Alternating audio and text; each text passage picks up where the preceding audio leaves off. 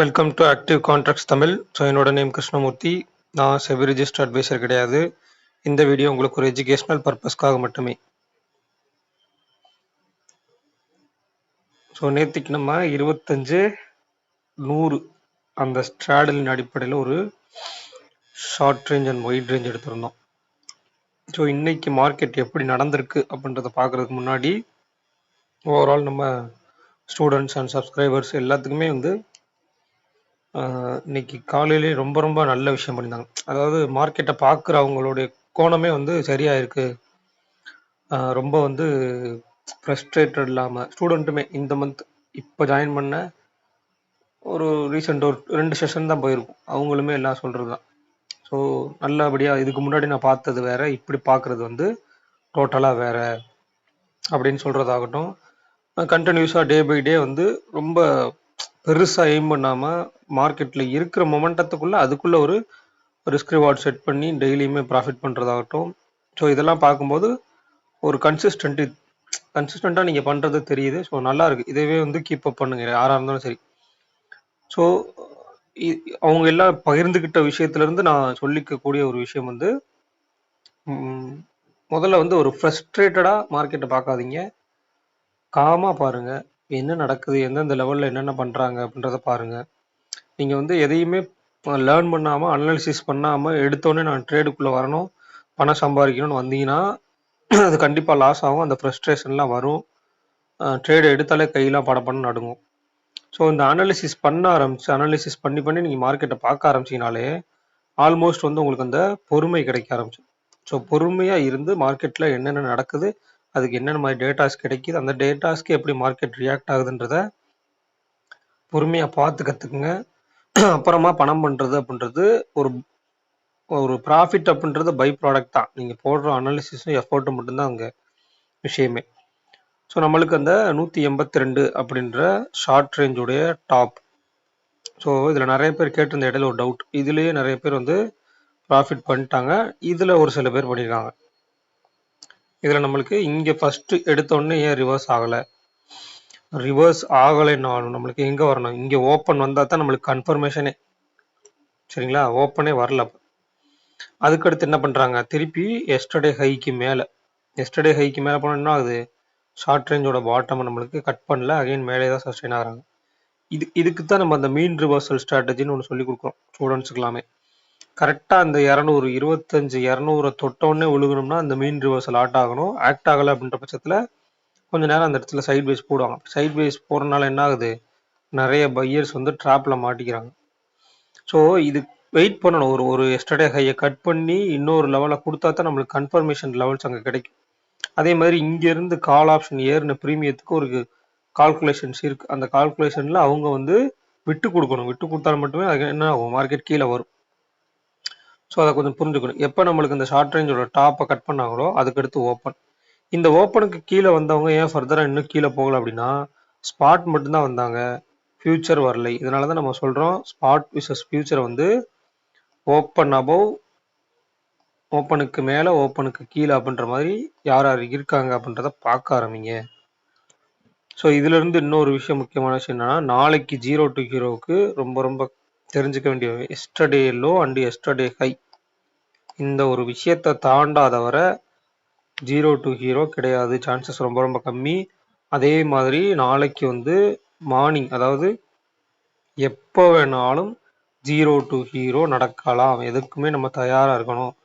Morning டயத்துலேயே கூட நடந்துடும். அதாவது ஃப்ரெஷ் மார்க்கெட் ஓப்பன் ஆனோடனே ஒரு 9:15 ஒரு அதிகபட்சம் ஒரு 10:30 to 11 கூட முடிஞ்சிடறதுக்கு சான்சஸ் இருக்குது. சரிங்களா? அது ஆகாத பட்சத்தில் ஒரு எஸ்டர்டே ஹையோ இல்லை எஸ்டர்டே லோக்கிட்டேயோ கொண்டு போய் மார்க்கெட்டை வச்சு ஒரு சைட் வேஸ் போட்டு ஒரு லோவை கட் பண்ணுற மாதிரி கட் பண்ணி அகைன் உள்ளே போகிறதாகட்டும், இல்லை கட் பண்ணி அடுத்த ரேஞ்சை செட் பண்ணுறதாகட்டும். இது அடுத்து செகண்ட் ஆஃப் செஷனில் இந்த மாதிரி 0 to ஹீரோ நடைபெறும். ஸோ இப்போ இந்த 0 to ஹீரோ நடைபெறதுக்கு என்னென்ன சான்சஸ் அப்படின்றத பார்க்கலாம். அப்போ எஸ்டர்டே இன்னைக்கு ஹை அண்ட் லோ அப்படின்றது 222 to 81. அப்போ கிட்டத்தட்ட 140 பாயிண்ட். இப்போ இவங்களுக்குள்ள எப்படி இருக்காங்கன்னு பார்க்கலாம். இப்போ இதுக்குள்ள நம்மளுக்கு 141 முடிச்சிருக்காங்க. நம்மளுக்கு ஷார்ட் எட்ஜ் அப்படின்னு எடுத்துக்கிட்டா 25-100 புட் ஆப்ஷன், 25,200 கால் ஆப்ஷன். அவங்களுடைய க்ளோஸ் அப்படின்னு எடுத்துக்கிட்டா 25,200 க்ளோஸ் வந்து இப்போ 25,245, 25,100 புட் ஆப்ஷனுடைய க்ளோஸ் 59 அப்படின்னா 25,041. அப்போ 25,040 டு 25,240னா இப்போ ஒரு 200 பாயிண்ட் ரேஞ்ச் இருக்கு. ஓகேங்களா?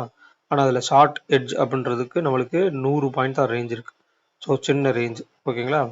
வைடு எட்ஜ் அப்படின்னு எடுத்துக்கிட்டிங்கன்னா நம்மளுக்கு 25,100 புட் ஆப்ஷன்லேருந்து 25,300 கால் ஆப்ஷன். அப்போ அவங்களுடைய மிட் பாயிண்ட் நம்மளுக்கு 25,200. இன்னைக்கு என்ன ஆயிருக்கு மார்க்கெட் அந்த 25,200 போயிட்டு கீழே தான் முடிச்சிருக்காங்க.